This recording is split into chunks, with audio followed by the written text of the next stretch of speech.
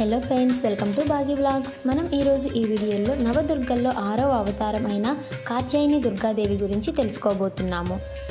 నవరాత్రుల్లో 6వ రోజైన ఆశ్వయుజ శుద్ధ షష్ఠి నాడు ఈ కాత్యాయని దుర్గాదేవిని పూజిస్తారు. అమరకోశం పార్వతీదేవికి ఇచ్చిన రెండో పేరు కాత్యాయని. శాక్తేయంలో ఈ అమ్మవారిని శక్తి, దుర్గా, భద్రకాళి, చండికల అపర అవతారంగా భావిస్తారు. పతాంజలి రాసిన మహాభాష్యంలో కాత్యాయని అమ్మవారిని దుర్గాదేవిగా వర్ణించారు. ఇది క్రీస్తు పూర్వం 2వ శతాబ్దంలో రాశారు. యజుర్వేదంలోని త్రైతీయ అరణ్యకలో మొట్టమొదటి ఈ అమ్మవారిని ప్రస్తావన వస్తుంది. స్కంద పురాణం ప్రకారం సింహవాహిని అయిన ఈ అమ్మవారు మహిషాసుర సంహారంలో పార్వతీదేవికి సహాయం అందించింది. మార్కండేయ పురాణం, దేవి భాగవతంలో కూడా ఈ అమ్మవారి గురించి ప్రస్తావన చూడవచ్చు. బౌద్ధ, జైన గ్రంథాలలో కూడా ఈ అమ్మవారి గురించి ఉండటం విశేషం. ముఖ్యంగా కాళికా పురాణంలో కాత్యాయని దేవి గురించి ప్రస్తావిస్తూ ఒడిశా ప్రదేశం జగన్నాథునికి కాత్యాయని దేవికి పీఠ వంటిది అని వివరించారు. హిందూ శాస్త్రాలు, యోగ, తంత్ర విద్యల ప్రకారం కాత్యాయని దేవి అజ్ఞాచక్రానికి అధిష్టాన దేవత. ఈ అమ్మవారిని ధ్యానించడం వల్ల ఏకాగ్రత బాగా ఉంటుందని విశ్వాసం. కాత్యాయని దేవి కథ మనం తెలుసుకుందాం. పూర్వం కాత్యాయన అనే మహర్షి ఉండేవాడు. ఆ మహర్షి ఆది పరాశక్తి కోసం తీవ్రమైన తపస్సు చేశాడు. అతని తపస్సుకు మెచ్చిన అమ్మవారు ప్రత్యక్షమై వరం కోరుకోమనగా అమ్మవారే తన కుమార్తెగా జన్మించాలని వరం కోరుకుంటాడు. మరోపక్క మహిషాసురుడు అనే రాక్షసుడు బ్రహ్మదేవుని గురించి కఠోర తపస్సు చేసి మృత్యువు లేకుండా వరం కోరుకుంటాడు. బ్రహ్మదేవుడు మృత్యువు లేకుండా వరం ఇవ్వడం కుదరదు, ఇంకేమైనా కోరుకోమంటాడు. అందుకు మహిషాసురుడు కేవలం స్త్రీ చేతుల్లో మాత్రమే మరణం పొందేలా వరం పొందుతాడు.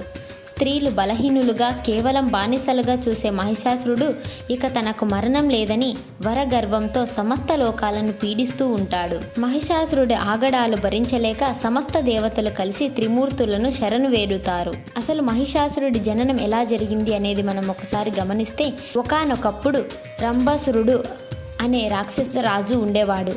ఒకసారి మహిషిని చూసి మోహించి వివాహమాడతాడు. వారి సంతానమే మహిషాసురుడు. మహిషాసురుడు మహిషిలా మారగల శక్తి ఉన్నవాడు. మహిషాసుర సంహారం కోసం అమ్మవారు కాత్యాయన మహర్షి ఇంట జన్మిస్తుంది. కాత్యాయన మహర్షిని తండ్రిగా స్వీకరించింది కనుక కాత్యాయని అనే నామంతో అమ్మవారిని పిలుస్తారు. ఒకరోజు చండు, ముండు అనే ఇద్దరు రాక్షసులు అత్యంత సౌందర్య రాశి అయిన వెలిగిపోతున్న కాత్యాయని దేవిని చూసి ఆమె అందానికి అచ్చెరు పొంది ఆమె సౌందర్యం గురించి వాళ్ళ రాజు అయిన మహిషాసురుడికి చెప్తారు. వెంటనే మహిషాసురుడు దుందుబి అనే దూతను కాత్యాయని దేవి వద్దకు వివాహ ప్రస్తావన పంపుతాడు. దుందుబి ఎలాగైనా ప్రలోభపెట్టి ఆ స్త్రీని వివాహానికి ఒప్పించాలని తమ రాజు గురించి, త్రిలోక ఆధిపత్యం గురించి, ఇంకా అతని ఐశ్వర్యం గురించి చాలా గొప్పగా చెబుతాడు.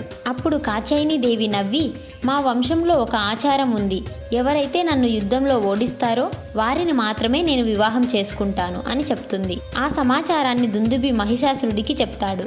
ఇక మహిషాసురుడు, స్త్రీకి ఇంత అహంకారమా, స్త్రీని జయించడం ఎంతసేపు, యుద్ధానికి సిద్ధం కమ్మని చెప్తాడు. మహిషాసుర కాత్యాయని దేవి యుద్ధం గురించి తెలుసుకున్న దేవతలు దేవ సైన్యాన్ని తీసుకుని అమ్మవారి దగ్గరికి వస్తారు. ఈ అవతారంలో అమ్మ 18 చేతులతో, 3 నేత్రాలతో, 1000 సూర్యకాంతులతో వెలిగిపోతూ ఉంటుంది. దేవతలు తమ తమ ఆయుధాలను కూడా అమ్మవారికి ప్రసాదిస్తారు. విష్ణుమూర్తి తన చక్రాన్ని, శివుడు తన త్రిశూలాన్ని, వరుణదేవుడు శంఖాన్ని, వాయువు విల్లుని, ఇంద్రుడు వజ్రాయుధాన్ని, బ్రహ్మదేవుడు కలశాన్ని, కమలాన్ని, ఇలా వివిధ ఆయుధాలను ఇస్తారు. అమ్మవారు సింహవాహిని అయి దేవ సైన్యం వెంటరాగా మహిషాసురుడితో యుద్ధానికి తరలి వెళుతుంది. మొదట దుందుబి, తర్వాత చండు, ముండు, శుంభ నిశుంభులను వధించగా ఇక మహిషాసురుడే యుద్ధానికి వస్తాడు.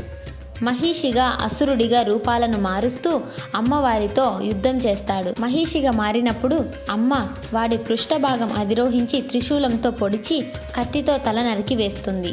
మహిషాసురుణ్ణి వధించింది కనుక అమ్మవారిని మహిషాసుర మర్దిని అనే నామంతో కూడా పూజిస్తారు.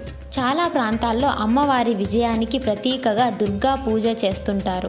కాత్యాయని దేవి ఉపాసన వల్ల సాధకులకు 6వ చక్రం అనగా ఆజ్ఞాచక్రం ఉత్తేజితమవుతుంది. ఆజ్ఞాచక్రం కేంద్రం ఉత్తేజితం అవ్వడం వల్ల సాధకులలో నిక్షిప్తమై ఉన్న జ్ఞానం ప్రకాశిస్తుంది. చూశారు కదండి, ఇదండి ఇవాల్టి వీడియో. నవదుర్గల్లో 6వ అవతారమైన కాత్యాయని దుర్గాదేవి గురించి. ఈ వీడియో మీకు నచ్చిందని అనుకుంటున్నాను.